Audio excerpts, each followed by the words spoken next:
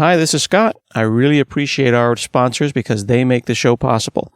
Today's show is sponsored by Telerik.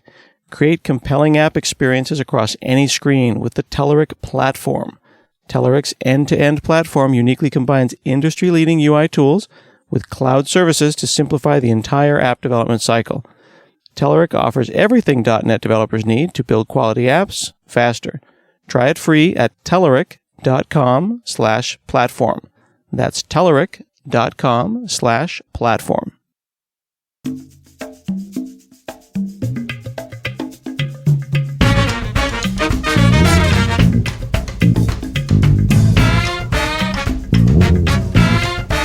From HanselMinutes.com, it's Hansel Minutes, a weekly discussion with web developer and technologist Scott Hanselman.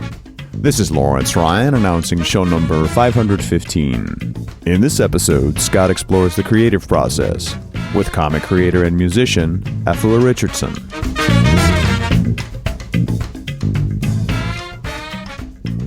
Hi, this is Scott Hanselman. This is another episode of Hansel Minutes. Today I have the pleasure of talking with Afua Richardson. She's a comic artist and a musician and many creative things. And I'm so happy to be chatting with you today. Thanks for having me. So I first learned about you when I was recommended that I buy a copy of Genius, which is one of your books that was done, I think, through Top Cow Comics. Absolutely, yes. It's a 6-issue miniseries written by Mark Bernardin and Adam Freeman about a 17-year-old tactical genius that's born in South Central Los Angeles. Tactical genius. So she's like a savant. She is beyond our abilities. She's a war strategist, basically, and living in South Central, in one of the most dangerous parts of the United States, it's almost impractical. Like, what application would someone have? Maybe a Hannibal, someone who's born into a war or a conquering civilization would have an application for that. But she sees the possibilities, she sees the probability, and growing up in an area, like I grew up in Harlem, so I could relate to the character, and my dad's a physicist. When you grow up in the hood, it's almost a, what's the word? It doesn't pay to be smart, basically. It's looked down upon. Well, I think it's an anachronism. It's just like, wait a second, you're not supposed to, that's not the role that we all assign to you. Well, and it's not even, something that's externally happening from someplace else. It's sort of within the community itself. If I speak properly, then I'm trying to speak like a white girl. I'm like, I'm not trying to speak like anything. This is just how I speak. But if you're a kid and you're growing up like this, it's looked at as if you're doing it to slight them. You know, like, so the character hid her intelligence. She would intentionally mark her papers wrong, because being smart just didn't pay. You get beat up, you get made fun of, and standing out in a situation where, you know, there are a lot of broken homes, broken families, broken philosophies means you'll be targeted, and it's not worth it. And she uses this strategy first behind the scenes and then in the front of the scenes when people start to realize that there's a new player in town, and starts moving chess pieces around. Absolutely. She goes through a couple of transformations. Sorry for spoilers. But she starts to see that everyone's kind of being engineered. On the police side, they're sort of being used, you know, good men and women being used as dogs of the state to socially engineer people into being cannon fodder for a prison industrial complex. So people are being pitted against each other, and they just end up in jail, and that generates money for the state, you know, an average of like $27,000 per prisoner. And instead of coming together, you know, they're at each other's throats. So they're doing the job. They're just doing someone else's job. They're exterminating themselves. So she starts organizing them, removing leaders, and starts taking over square blocks of Los Angeles. And at the same time, sending in videos to the local media, who, you know, we presume are free and open thinkers. And they they start to debate back and forth, like, okay, well, here are these corrupt police officers who are selling drugs to quote unquote undesirable neighborhoods and destroying the people. No one's forcing them to take this, but if they're in a really bad, dire situation, they just want to forget. Here, there's some heroin that'll destroy you chemically. And so people are preying on each other. And so she's starting to realize that pattern and puts it on its head and says, hey, let's stop fighting each other. Let's start taking back these neighborhoods. And so she starts, this war campaign, taking over square blocks, setting up traps. And it was weird because I started seeing things like that happen in real life. There were 6 police officers who were tried, arrested and tried for trafficking drugs in different neighborhoods. And it was weird because the lineup looked like the characters that I drew. It was kind of eerie. And also the Bloods and Crips, which were these gangs, and I don't know where they necessarily originated or if they were engineered or what. But they started coming together territory-wise because, people think, oh, it's the Bloods and the Crips that are really at each other's throats. And there's so many other gangs and things like that. People just trying to form their own families and communities and ways to organize themselves. But the violence, where, we don't know where it starts, why it starts, and why it keeps perpetuating. So she's just like, yeah, I'm putting the kibosh on that. And all the while she's doing this, she's a teenager. She's a petite, young black woman, not who you would expect to be listed along with Alexander the Great, Caesar, Hannibal, but why shouldn't one of the great military strategists in history just pop up and be born in an environment we don't expect? Absolutely. It happens all the time. And how often is that capability squashed? Not that I think it would be great for people to start. No, but the idea that, it's not always just old white dudes in Carthage that pop up with this kind of skill. I mean, you kind of see it throughout history, even in I sort of hate to go only towards ancient Egypt because that sort of erases any of the advancements that the entire continent of Africa has accomplished in, 5,000 years. But the first female pharaoh, Hatshepsut, I think that's how you pronounce her name, she, when her husband died, she took over as pharaoh. And she started implementing changes. She allowed women to represent themselves in court, and they could own property. And after she died, that was the end of that. They buried her in any legacy of her at all. But it absolutely exists, and I don't think it's a big grand conspiracy to suppress that. But I think a lot of times the mental barriers stop people from having the psychological permission to see themselves as certain archetypes. So they just sort of fall into where they think they can succeed. Yeah, and Hatshepsut was actually one of the most successful pharaohs, considered one of the most successful pharaohs. And I think she ended up living into her 50s, which is quite significant given the time. She was long-lived for the time and very, very successful, and one of the most successful women of the early, 1500 BC timeframe. Right. So backing up a little bit, this is some pretty heavy stuff. The people who are listening might be saying, wait a second, I thought this was a comic artist that we've got here. Why do you think that people don't realize that really complicated themes can be talked about in the context of comics? I think the way comics are approached is it's thought of as a child's medium where they're superheroes, tights, superpowers, and very juvenile and kind of immature concepts that very complicated things can't be expressed through these new. They're basically new gods. They're the new. Like Superman is Horus, is Jesus. He's Neo. You see the same sort of representations, the same archetypes over and over again. But I think in America, it's viewed as, no one's taking that seriously. I did an interview with someone on the radio. They're like, no one's really taking comic books seriously.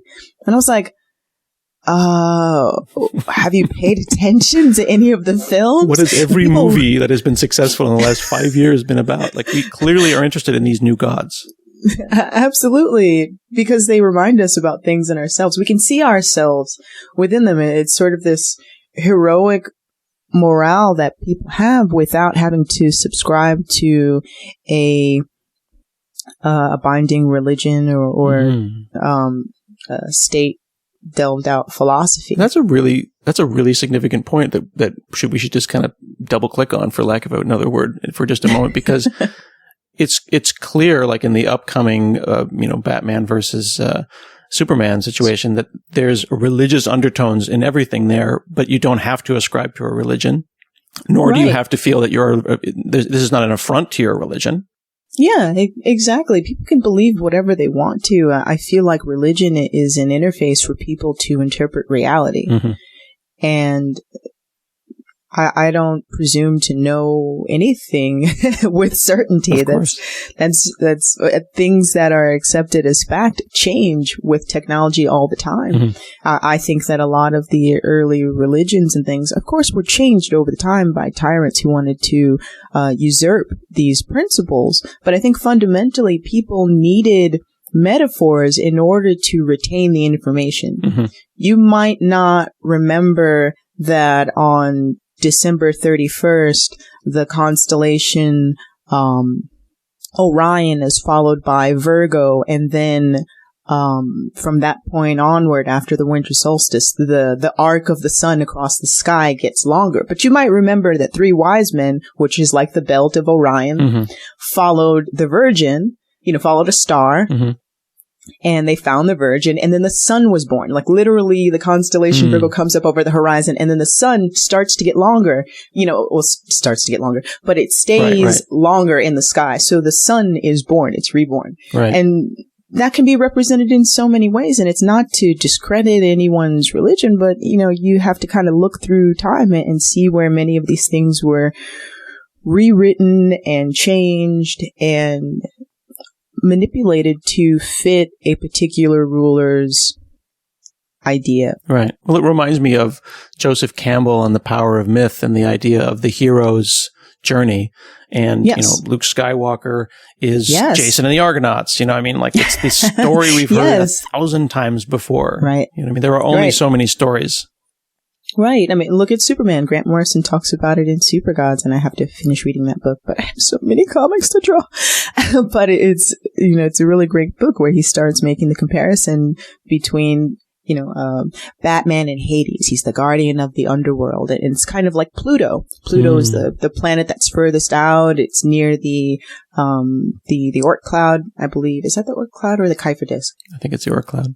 It's the Oort cloud. So he's sort of guardian of all of these frozen, stationary, dead bodies that you have to kind of cross a sea to get to, and Batman is kind of, he is in the underworld, but he doesn't kill any of them. He just sort of keeps them at bay. Right.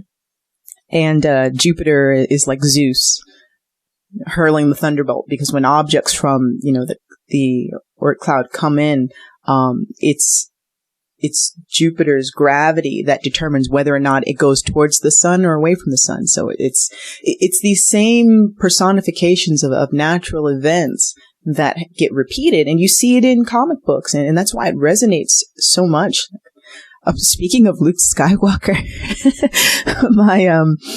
my mom was Buddhist, and she would take us to a Buddhist temple when I lived in New York. And I saw Mark Hamill at the very front.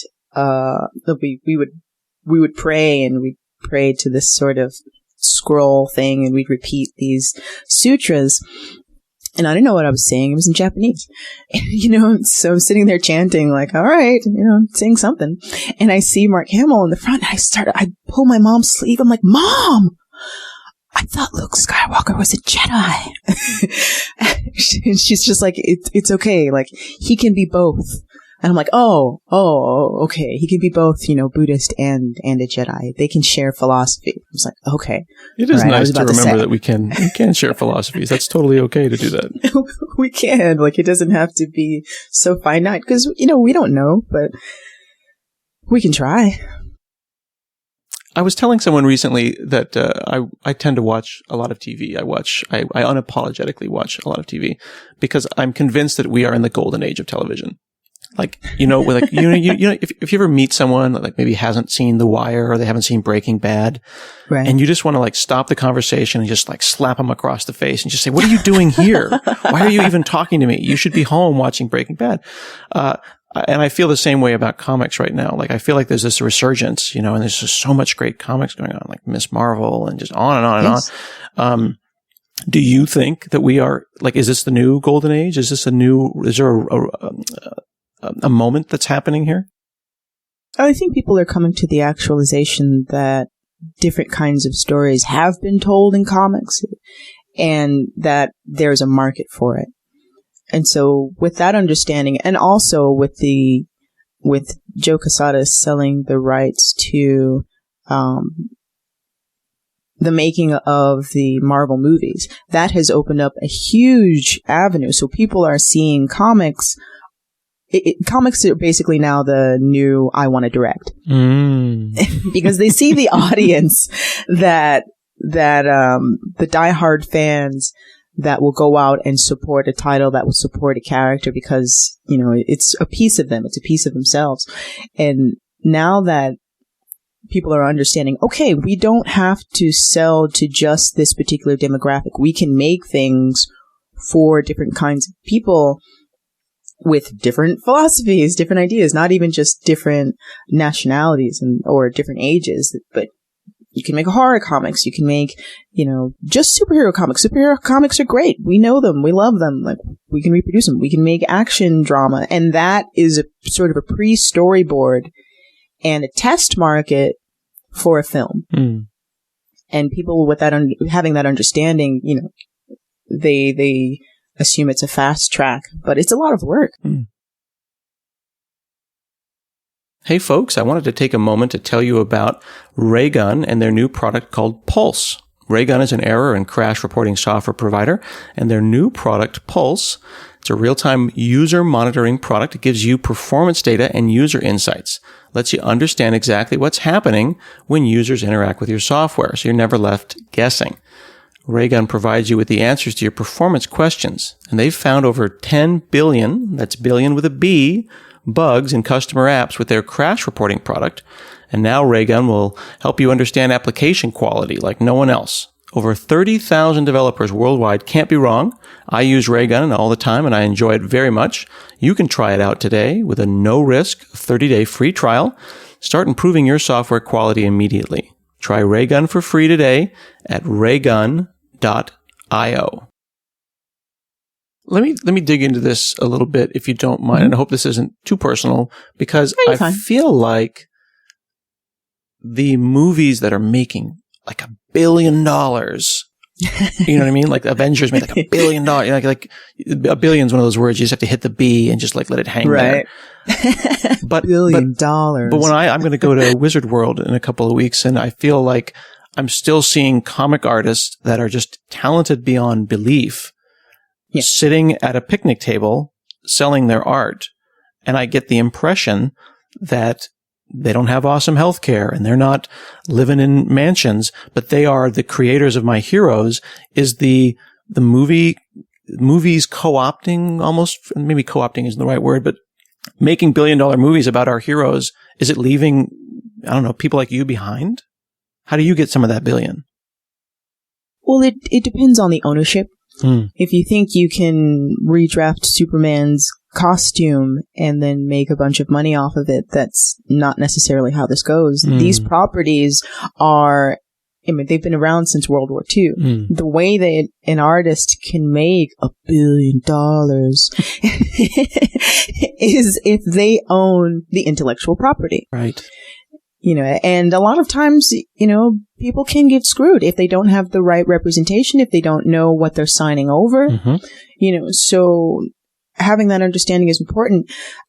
many artists are freelance. So they're work for hire. There's no W-2. There's no taxes taken out. There are no health benefits. You have to kind of create that on your own. And so it's kind of a long and grueling process initially where you have to hone your craft, then make a name for yourself, then work on properties to show that you actually can hit a deadline and make something that's sellable and people want. Then you have to maybe, some people get away with it, not be a douchebag. And, it's sort of like 1 out of 3 things, they like you, you send in work on time, and, you do good work. Is it 2 out of those 3 seem to work, but people get left behind when they don't know the business, when they don't know the business of what they're doing. And I'm still learning. There's still lots of things for me to learn. But with Genius, that was a work for hire. After I completed that and I got paid for my page rate, it's being sold in Barnes & Noble. And I don't see any of that because I'm not, even though I created the characters and the aesthetic and, made a few changes here and there, it's not my concept and it's not my story. So after I'm paid for that job, that's it. They own it. They can do what they want with it. If they would like to include me in the making of the film, that would be fantastic. But I'm not entitled to any of that because A, that wasn't written to my original contract, right. And B, like I said, not the IP owner. So people think that because these properties make millions of dollars, that comic artists are rich. More often than not, if they don't turn in work that is approved, they don't get paid. Does that underscore the importance of what is also a bit of the rise of the comic artist owned intellectual property? Like these not the big Marvel DC, but Kirkman and these different folks that are saying like artists should own their own stuff. Like, is that going to change or are we splitting where there's going to be 2 kinds of comics, the big corporate comics and then the little people and nothing in between? Well, I think with books like Saga, that's changing.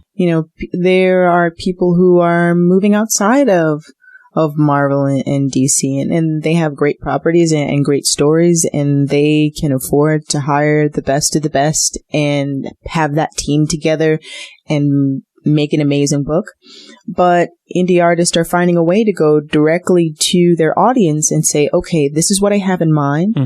In order for me to live in the meantime of making this book, I could really use your support. And now with things like Kickstarter and different social media platforms, people can decide, okay, you know what? I want to see that happen. I want to see that come into a reality. So I'm going to support this directly. Whereas maybe 10, 20, 30 years ago, that wasn't a reality. That wasn't even possible. You couldn't have that sort of platform or access to the public in general. And both of those things can coexist. I think, there will always be a place for the Marvels and DCs, but I think different kinds of stories can be told by different kinds of people that I think companies like Marvel can't necessarily facilitate because of the amount of initial investment. So with, for example, a book like X-Men, you have to consider average 20 to 30 pages. Right. The penciler, inker, and colorist, 3 different jobs. On average, $100 to $200, $500, $600 a page. Everything varies according to level of experience. So you're looking at, $10,000, $20,000, $50,000 for the production of one book. Wow. You've got to get that return on investment. That means that they can't make that kind of investment on a smaller book and then get a return if it's something that is a little bit more nuanced and niche. But someone putting in an initial investment of $5,000 and getting a return of 10 or 20, that's something that an indie artist can benefit from. And also, when you think about it, DC has Vertigo, and that's their avenue to tell their independent stories. Marvel doesn't currently have that. Oh. So they're using, when they put in new characters, they're inserting them into their universe. Interesting. Yeah. And you're right. That is the model that most, even movie theaters, production houses, right? They'll have like the big, new age cinema, which is like, the arm of a larger organization. Mm-hmm. So you described 3 different jobs there: penciler, inker, and colorist. Those are the jobs that I think of historically. I remember, when I was, probably 20 years ago, buying, the Become a Comic Artist kits with the giant pages, and you learn all about those individual jobs. And we were always taught that they were separate. But now with the advent of digital, you are all 3 of those things, aren't you? Yes. I'm working on a Marvel book right now, and this is the first time I'll be doing just pencils and inks. Because it does take a lot of time, and I'm trying to use new programs because historically I've used Adobe Illustrator, which, if anyone's used Illustrator, it's more of a graphic design program, because that's kind of how I started out as a graphic designer and just someone who loved comics and taught themselves how to draw in these programs. But I guess now if you can draw by hand and digitally, you have an advantage. Honestly, with these different types of programs, vector programs, Manga Studio, Illustrator, Sketchbook Pro, people are drawing on their tablets now. You can sort of circumvent those things, but they're not obsolete. There are some people who are just inkers, and they're really, really good at that. And that's still necessary for those who are just pencilers.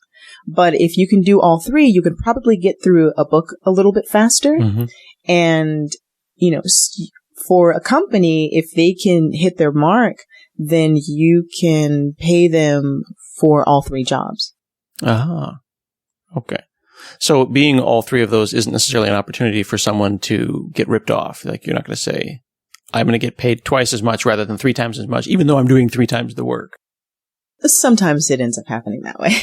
We're like, oh, you're doing all of those? Okay, well, we'll give you this much per page. It's like, wait, that doesn't add up to very much at all. Okay. It's so interesting though, that from the outside looking in, that you keep saying per page, and that's so turn the crank. You know what I mean? It's almost like me being paid per lines of code, as opposed to per program that I write. Like there's the end product. It may be 10 lines of code, maybe 1,000, but the end product is, like you might look at someone else's art, and you might find in just chatting with them that, oh wow, it takes you like 14 hours a page. Oh, I bang out a page in 9 hours or whatever. Right.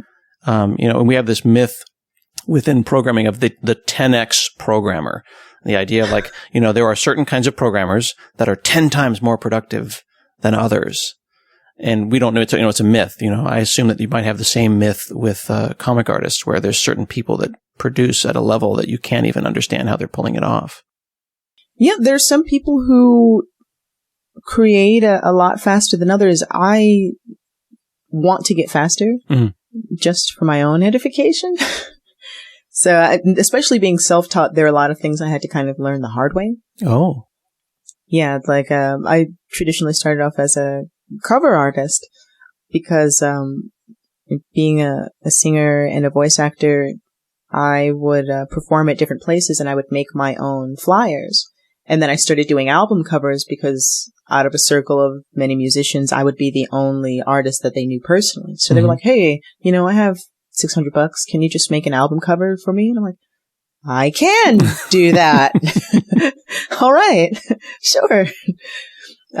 But you can't treat individual panels of a page, which are just showing moments, which are showing like the apex of a moment, moving the story along like a cover. You can't cram all that information into a single frame. And if you try to do so, you'll take all day because the information doesn't translate quite as well. It's smaller. There's less detail. If you put too much detail into it, the eye's not going to know where to go. If you think of detail like information, and it's information to be read, the eye will travel across the page in the direction of darks and like blacks, darks, and detail. Mm-hmm. So how you communicate that on a page moves the person along in the story. Wow. Okay. So it's the you know how when you're watching a movie and they'll cut to someone and they're looking in one direction and then they'll cut to the other person and they're looking in the other direction. Like that's the kind of stuff the director's thinking about, where yes. if both people were looking to the right, even though they're supposed to be talking to each other because if that's how they set the cameras up, you wouldn't know what was wrong, but you would know right. something was wrong. Your brain would say, what's going on? You'd be incorrectly oriented in your brain. So you're thinking about right. that flow as you move through the pages. Absolutely. And also, you know, you have to kind of think of not just the cinematography of the individual panels as it is relaying information, but the flow of where things are positioned and how it leads people across the page. So you're thinking about, you're kind of a director in that sense. When you're a comic artist, you can set up the information, and each panel tells a piece of the story and moves it along. Mm-hmm. And for indie creators, if you're putting something in a story and it doesn't either reveal something about the character or give more information, you might want to consider cutting it. So that's sort of the helpful part of an editor. They will tell you when you've got too much going on. Mm.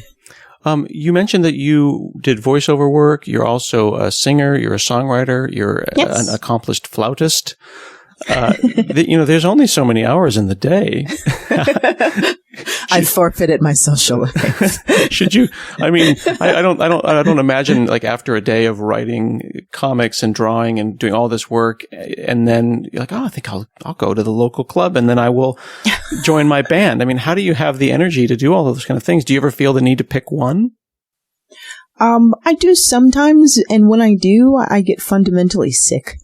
Really? I do. I do. Something in me just kind of goes a little sour if I'm not doing one of those things. Now, granted, comics takes a lot more time, and because I'm a self-taught artist, I have to spend more time to focus on it. Mm-hmm. And as a musician, you know, I've been playing the flute since I was 9. I, you know, performed on a bunch of different stages. I got to tour with some amazing folks, and I sort of taught myself how to sing after doing a lot of, like reading a lot of sheet music and things like that. I beatboxed for a while, which is kind of weird. I was with a lot of like female, underground hip hop crews where they were like break dancers and beatbox artists. Oh, I was the only beatbox artist, but they were MCs and so on. So I was the resident beatbox artist for this group called The Anomalies. And I started mimicking singers as just another sound. You know, I do like animal noises and beats and things like that. And I would, you know, like, once upon a time, there's a story out of time. You know, like I kind of mimic jazz singers and mimic these different things until I eventually became one. And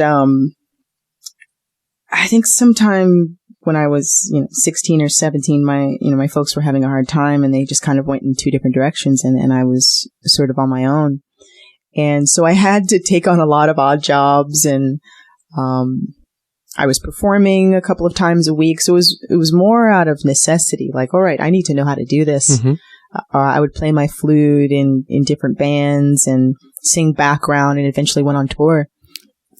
But I had office jobs that had computers, so I taught myself Photoshop. Mm-hmm. It seems like, if I may, that there's a thematically through your career, through your work, through your life, you're putting on different masks. That's very true.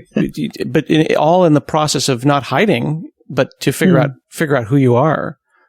But it must be both very frustrating because you have all these masks to pick from, while some people may just have one. But also, it must also be very, very empowering to feel that when you're tired of one, you can switch to another. Yeah, absolutely. Like I'm in a band called Waking Astronomer, and I'm the singer and flute player, and I beatbox in the band. And it's been really great because, they're weirdos like me, and I can sort of be myself, as a singer, I thought I had to go through the channels of okay, I write some songs, I get a record contract, I go on tour, and that's how you become a successful singer.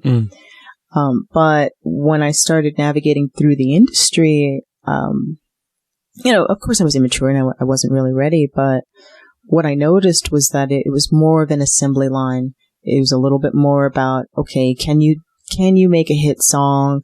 Okay, pretend to be this other person, be an MC. I was really big into rock. Like I love Stone Temple Pilots. Like that was my everything, and Red Hot Chili Peppers. And so I wanted to do rock, and I came from a jazz and classical background, so I could appreciate a lot of different kinds of music. And, excuse my English when I say this, but I literally had someone tell me like, yeah, well, you could do all that white devil shit later. You gotta like get some street cred first. And I was like, what? Okay, I just want to make the music that I want to make. Right. And I decided, well, if I am going to do music, I'll just do it on my terms. And so I kind of figured, well, maybe that just won't happen. With art, I can tell the stories that I want to tell, and I can express myself that way. When I was a kid, I wasn't very talkative, and I felt like I almost couldn't trust my own thoughts or my own words. But playing the flute so young, that enabled me to have a voice that couldn't be questioned other than the technique. It's like, okay, I can trust this because this is in tune. This is in tune and this is correct. The intonation is correct. I'm expressing this the way I want to.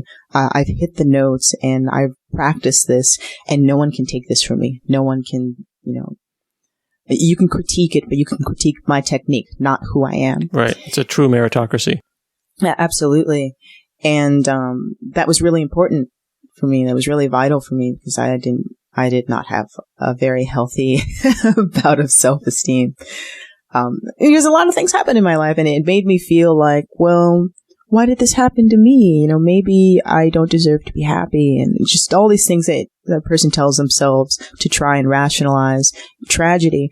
And when you can make art and change your mind and inspire someone else, you want to make it to the best of your ability. And so I just kept pushing, and even though people told me it was a waste of time, don't do this, get a real job, you're going to be homeless maybe for the rest of your life, or just so many fears that people projected onto me, like, yeah, you're never going to make it, you're too old to do this. And even though it's hard, life is hard. Life is difficult. Surviving is difficult. We might as well do something that we enjoy, that at the end of it, after it's finished, you can look back and say, you know what? I made this and it's there, and it's not perfect, but who cares? I finished it. I accomplished it. It's published, and maybe someone else will appreciate it. Because when I would listen to music, sometimes my head would be so cloudy, and then when I would hear the construction of these songs and their chords and their progressions, I was like, you know what? This person, they're going through something, they're struggling, they're doing whatever they're doing in their life, but they were able to make this. And this is beautiful. So I want this, and I want this for somebody else. And I want them to know that, I'm not a superhero. Like, I'm not special, but I'm too stubborn to quit. I'm too stubborn to cave in, because we've got this one life. We might come back. We don't know. We don't have any memory of what we were before, be it dirt, be it ether, be it another person. But we have this experience, and we're always waiting. We're always waiting until we're ready. We're waiting until the right moment. And those moments pass. And I want people to be able to embrace the things that they want to make with their lives now, and to try it. And everybody's not going to, a million people want to draw Spider-Man. They're not going to be able to draw Spider-Man. They're not going to have the opportunity to draw Spider-Man. I'm not saying that, if you think it's possible, but at the same time it is. I never thought, sleeping on a subway that I would have the opportunity to draw for a living. You know, I just thought that just didn't happen for someone like me. And that's not necessarily to say, you know, as a Black woman, because I get that a lot. Like, how does it feel to be a Black woman in a white male dominated industry? And I was like, it's fine. You know, I don't make it an issue. I make my work speak for me. If I want to see something, if I feel like there aren't enough people of this particular type of culture being represented, I'm not going to look to someone else to make it. That's my job. That's an opportunity. And I think with comics lately, there have been a lot of people complaining, but not enough people supporting, or people trying it themselves, or doing the research to understand what really goes into it. It takes a lot of heart and a lot of effort, and I put my everything into my artwork. And because it's me on a page. Well, people can check you out on a page at afuarichardson.info. So you've got your music up there. You've got events that you go to, conventions. Yes. There's the Foo store. You can check out, and you can also check out your new album, correct? Yes, a self-titled EP, 8 songs. It's available for streaming on OK Player right now. It's called Waking Astronomer. But yeah, you can visit afuarichardson.com or follow me on Twitter, Tumblr. I have a group on Facebook called Dr. Foo's Lab. Nice. I got that nickname from Brandon Graham, who's a really, really great comics creator. He long story, but anyway, yeah, it's sort of an art community, because that's something that I know I wouldn't have survived without having a community of people who can give me feedback and encourage me, but also let me know when I'm lagging. It's kind of like a dojo, and it's a really great art family there. So anyone who's an aspiring artist or a professional, you know, come on down, come join us. Very cool. Well, thanks so much for spending time with me today. Yeah, thanks for having me. Thanks for listening, everybody. This has been another episode of Handsome Minutes, and we'll see you again next week.